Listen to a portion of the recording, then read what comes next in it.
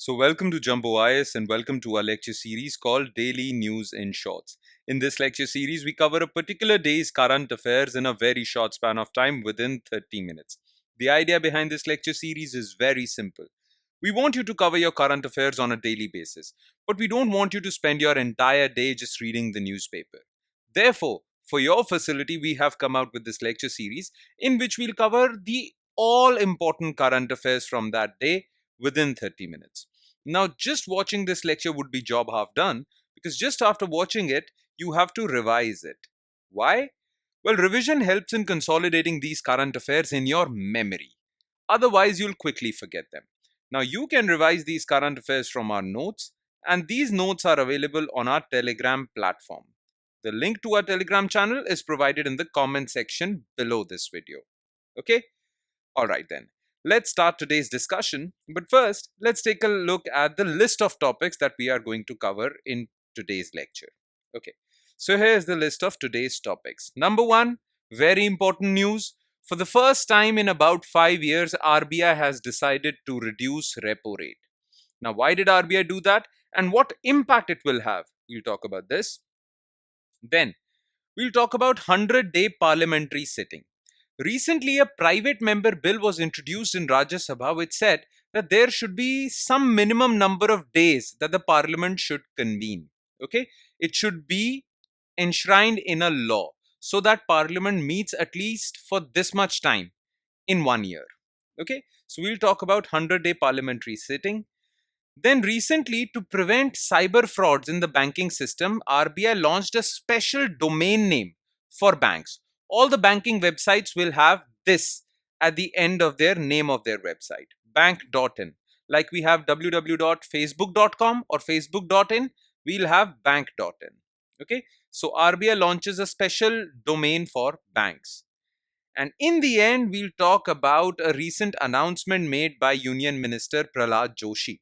And he said that India has achieved its solar target of achieving the capacity of 100 gigawatts of solar energy. Okay, so India now has 100 gigawatts of installation or solar energy generation capacity. Okay, solar power generation capacity. So it's a very big achievement for India. It's a very big achievement for India in its fight against climate change. And it's a very big achievement for India in achieving its targets. So we'll talk about all these four news items. So let's start with the most important one, and that is RBI reduces repo rate. So in a big relief to borrowers, especially home loan borrowers, RBI has decided to reduce policy repo rate by 25 basis points. Now this terminology is used in banking sector, okay? Basis points. You need to be aware of this, okay? 25 basis points means 0.25%. Okay, 50 basis points means 0.5%. And well, 100 basis points means 1%. Now you get the idea. So what is 40 basis points? 0.4%. All right. Now earlier repo rate was 6.5%. RBI has reduced it by 25 basis points. Now it is 6.25%. First of all, to understand this news, because it is a very big development. Okay, it has come after 5 years. You need to know what repo rate is. So repo rate is basically the interest rate at which RBI lends money to banks. So whenever banks are short of money, they take loans from RBI. And the interest rate at which banks are given this money by RBI is known as the repo rate. Okay. Now banks don't get this loan from RBI for free.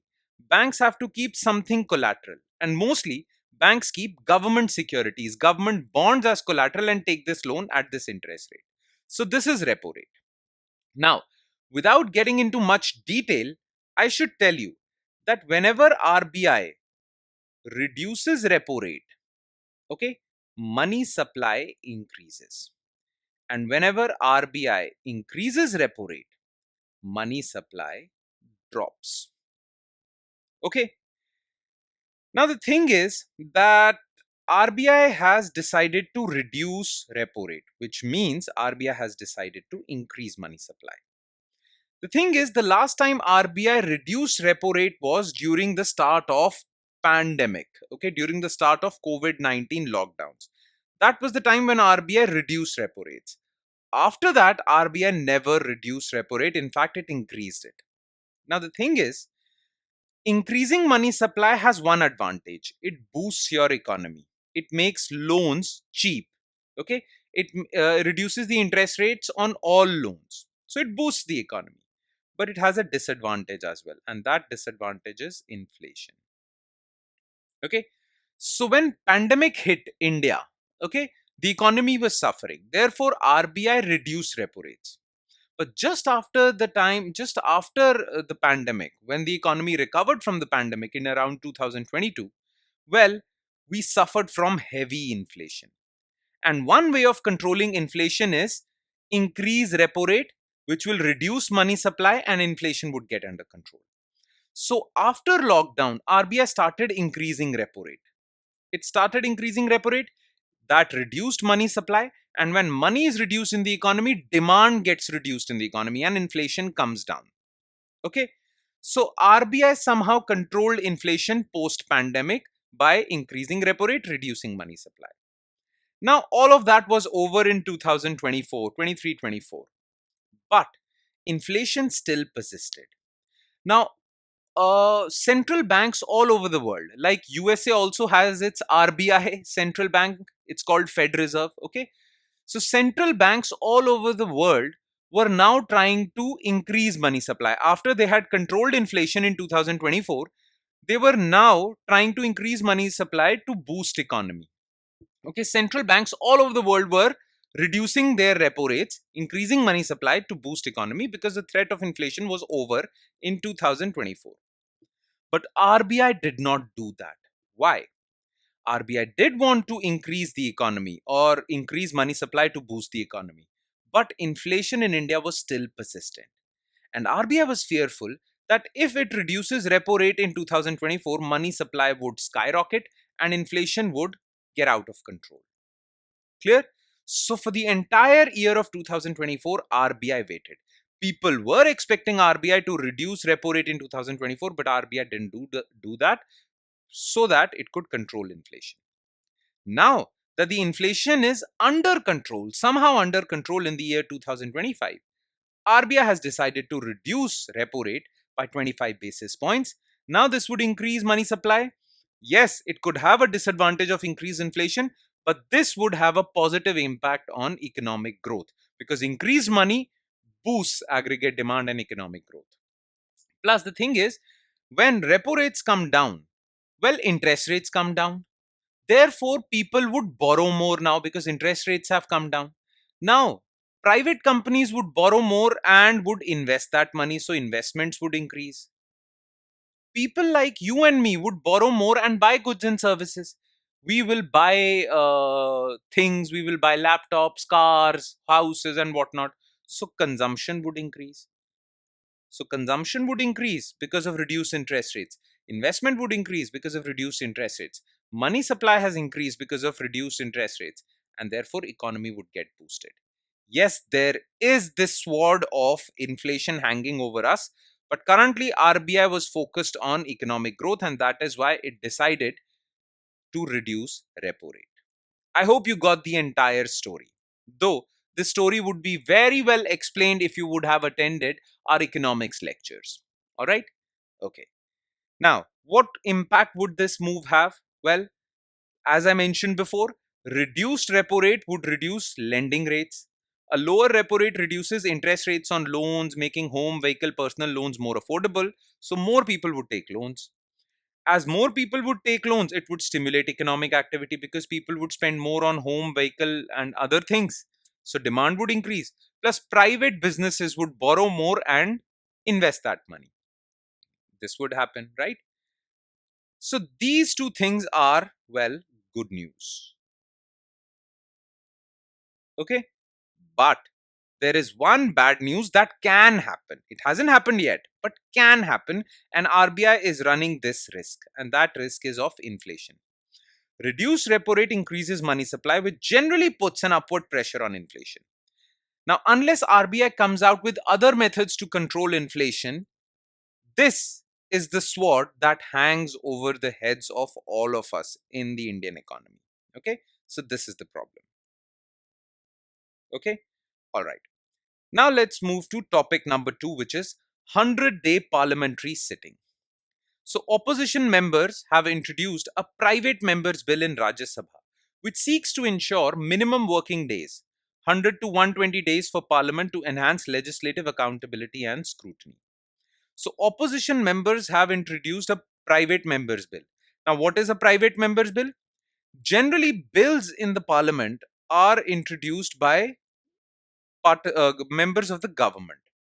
But if non-government member or members of parliament introduce a bill, it's known as the private members bill. Okay. Now these opposition members have introduced this bill, and in this bill they have said that there should be minimum 120 days of Lok Sabha in a year, okay, and 100 days of Rajya Sabha in a year. This should be the minimum days that should be dedicated towards Lok Sabha or Rajya Sabha or parliamentary sittings. Okay. The reason that they have given is that parliament has become quite defunct. Government has its way. There is no scrutiny over the government. The laws passed by the government do not go through detailed scrutiny. And the reason for that is that parliament is not functional, or as functional as it is desired. Okay. So to increase the functionality of the parliament, to increase the legislative functions of the parliament, to make sure that the parliament exercises accountability for the government, that the government doesn't get away with everything. Each and every action of the government gets discussed in the parliament. For that, parliament has to sit. Okay. And for this reason, opposition members have introduced this bill. Now, there is no minimum number of days for which parliament must sit. Okay. Nothing of that sort has been mentioned in the constitution. The constitution is silent on the minimum number of sittings for a parliament and state legislature also. So Article 85 deals with parliamentary sessions, and Article 174 deals with state legislatures, state legislative assemblies. Okay. And both these articles have just mentioned two things. One, parliament as per Article 85 or state legislatures as per Article 174 should at least meet twice in a year. At least twice in a year. And one more thing, they have said that not more than 6 months should pass between two sessions of parliament. Okay, that's the only thing that the constitution says. It stays silent on the number of meetings a parliament should have in a year, number of sittings it should have. It's just given this one condition, that not more than 6 months should pass between two sessions of the parliament or state legislatures. Okay, that is why the opposition members are saying that we need this bill. Okay, the benefits would be countless. Number one, accountability of the government, because each and every action of the government would be discussed in detail. So that would ensure accountability for the government. Then all the bills and laws passed through the parliament would go through detailed scrutiny. They would be examined clause by clause. Okay, but that would happen only if the parliament sits. Okay, detailed discussions would happen on all the proposals of the government, all the laws of the government. Okay, currently 44% of all bills in 2023 were passed within a day without any discussion. So this is wrong. This is not the reason why people elect parliamentarians. They elect them so that they keep a watch on the government. Plus, because parliament has been so defunct, people's trust in this most important institution of India has declined. So, to restore that public trust, this bill is important. Now, it's not just that this was the only bill that has talked about minimum number of sittings for parliament in 1 year. In 2002, government had actually created a commission called National Commission for Review of Working of the Constitution. Okay, and this NCRWC in 2002 also recommended 120 days for Lok Sabha, 100 days for Rajya Sabha. It said that in case of state legislatures, which are small state legislature of small states which have less than 70 members, they should at least meet 50 days in a year. And for big state legislatures, they should meet at least 90 days in a year. In fact, they said that countries like UK and Australia publish a parliamentary calendar in advance. At the beginning of the year, they publish a calendar. Okay, in that calendar, it is mentioned on what days Parliament would meet. So this sort of practice should also be practiced in India. It is a good practice. Okay, so these were the recommendations given by NCRWC for better working of the Parliament.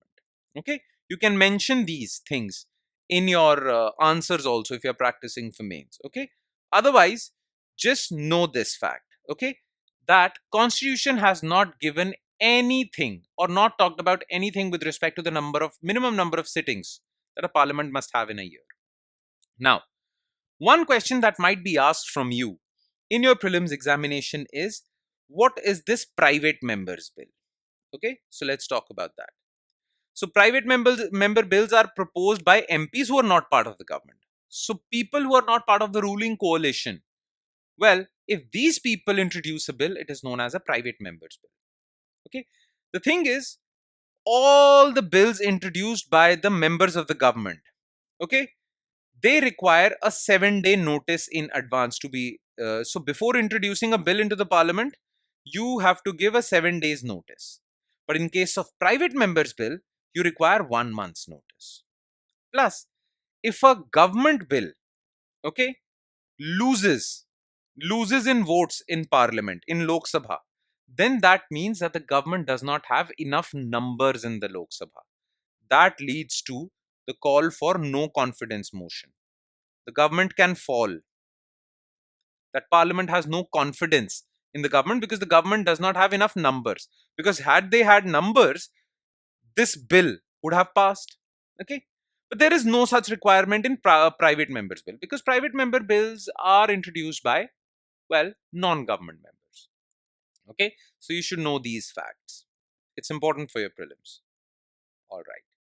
Now let's move on to our third news item, which is RBI launches bank.in domain.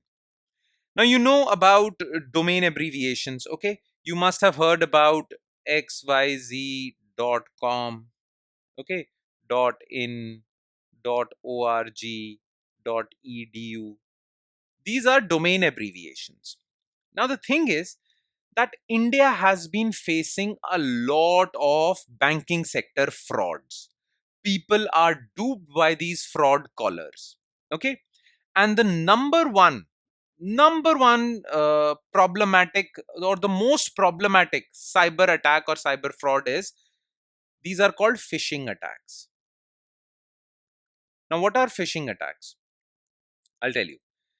Let's suppose I create a website and it looks exactly like SBI, State Bank of India, and you have an account in State Bank of India. And then from this website I send you an email and I tell you that in that email that someone has withdrawn all the money that you had deposited in your account. I draft this email and I send it to you. Okay. Thing is, when you'll see this email that someone has withdrawn everything from your bank account, you will panic. Okay. You will contact me. Okay. I'll in that email say that if you want to give authorization for this withdrawal, sign in. So you'll sign in on that link. I'll take you to a separate web page and I'll ask you to give your banking details. Okay. Now you would happily give your banking details because you think that this would prevent someone from withdrawing money from your account. So you will happily give these details. Plus, you're thinking that it's SBI contacting you. So you are giving these details to me. But little do you know that I am over here noting down all these details because you're filing these details in my website. Okay. And you're doing this because I look perfectly legitimate. My website looks perfectly legitimate. All right. And you file in these details. I get all your banking details. And now I will withdraw everything from your account. Now, these are known as phishing attacks. You lure someone first by posing as someone legitimate, then they share their details, and then you defraud them. Right? These are phishing attacks. Now, this is a very big problem in India. There are phishing attack callers, phishing attack websites, and whatnot. So, to prevent these phishing attacks and other cyber frauds, RBI has made it mandatory for all banks to have this abbreviation at the end of their website. So now SBI would be not sbi.com, it would be sbi.bank.in. If a particular website has this at the end of their website, then it is proof that this is a legitimate website. And I, who is trying to defraud you, cannot create a dummy website. I will create a dummy SBI website, but I won't have this. So now when you'll check that where is this email coming from, you'll see that it's bank.in is not written on this website. So you would know that this is a fraud email. Make sense? So RBI has made it compulsory, and from April 2025, it's compulsory for all banks in India to have this abbreviation in the domain names of their websites. Purpose is to help general public to differentiate legitimate banking website from fraudulent ones, reducing cyber threats. That's it. So the benefit is will prevent cybersecurity and fraud prevention, will ensure public trust in digital banking, because most of the people are now involved in digital banking. We do digital transactions. Because of these frauds, people are going back to cash. Okay, they are saying because they are saying that the online world is full of these frauds. So let's go back to cash because people's trust in digital banking is declining. So this would restore that. And if this experiment is successful, then the government will bring in this experiment in other areas also. For example, for banks, you need to have bank.in. For other financial companies like Bajaj FinServe or AU's FinServe or many other finance companies, you will have fin.in. Okay, so this is what you need to know. And now we come to the last news item, which is India achieves its solar target. So look, India actually had created a target for itself. India wanted to create 175 gigawatt of electricity generation capacity from renewable energy. From this 175, 100 gigawatts should come from solar. Okay. Now, Union Minister Prahlad Joshi recently announced that India has achieved this target. And if India has achieved this target, then India is very well placed of achieving the target of 500 gigawatts of renewable energy capacity by 2030. Okay, India had earlier created a target of 175 gigawatt, and then for 2030 it was 500. So if 100 gigawatts come from solar alone, then India is well on its track to achieve this target also. Currently, solar energy constitutes 47% of the total renewable energy in India. And which states are leading? Well, Rajasthan, Gujarat, Tamil Nadu, Maharashtra, Madhya Pradesh lead in large-scale solar deployment. All right. Now, what have been the government initiatives? Which government initiatives actually supported in achievement of this target? Okay, government must have come out with various initiatives because of which India achieved this target. So there were many government initiatives. First of all, grid connected solar rooftop program. So all households should have, or all office buildings should have solar rooftops. Okay, these solar rooftop plants would generate electricity, and if this electricity is in surplus to what is your requirement, to the requirement of your house, then you can even sell this electricity to the electricity grid. This is grid connected. Then to have these solar parks, solar rooftop panels, you need to manufacture solar panels. Okay, so for all the manufacturers of solar panels, government came out with PLI scheme for solar photovoltaic modules. Then there is the solar park scheme, PM Kusum scheme for rural areas to achieve solar power, PM Suryodaya Yojana, or we have covered the Suryodaya Yojana. It's Muft Ghar Bijli Yojana, Pradhan Mantri Surya Muft Ghar Bijli Yojana. Okay, to connect 1 crore households, or to have 1 crore households have these solar rooftop plants, so that these households are not dependent on government for electricity, they generate their own electricity. Okay, so these were the government initiatives because of which India achieved its target. All right, and that would be all. With that, we conclude today's current affairs. Thank you so much for watching, everyone, and I hope it has added value to your preparation. But it would add more value if you'll revise this lecture as well. All right, okay. So on that note, I'll be signing off. Thank you so much, everyone.